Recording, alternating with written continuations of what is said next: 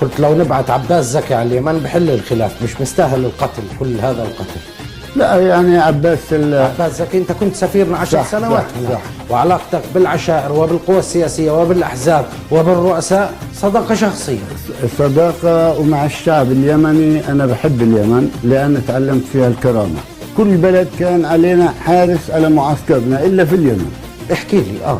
والله ما كان في حراس، وقدموا كل السلاح اللي ثبت لبنان، بواخر كلها طلعت من اليمن، وضباط إلي كثير في البحر أخذوا بالبواخر، إشي وصل وإشي ما يصل.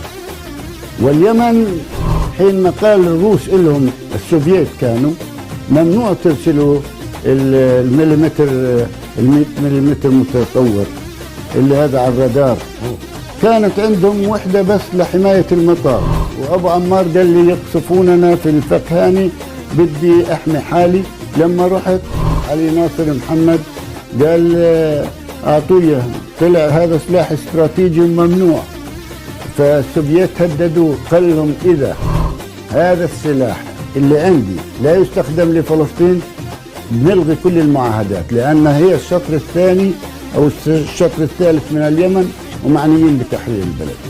فشو بدك أكثر من هيك؟ بديش أحكي في، يكفي إنهم استضافوا 5000 فلسطيني لإحيائنا وإعادة الاعتبار إلنا وتدريب قواتنا بعد هزيمتنا أو خروجنا من دول الطوق أو من لبنان. وأنا قلت جئتم لتتدربوا على الأسلحة التي لم تستطيعوا التدرب عليها في لبنان. وفعلا اليمن كنت بتمنى يكون جار لفلسطين، ولا زال قلبي محروق على ما يجري باليمن.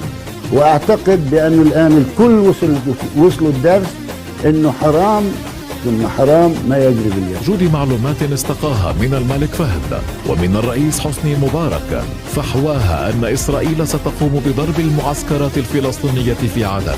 يقول علي ناصر إنه أخبر صالح مصلح أحد قادة الحزب ووزير الدفاع آنذاك من أجل أخذ الاحتياطات اللازمة، لكن صالح مصلح قد حرك قوات المدرعة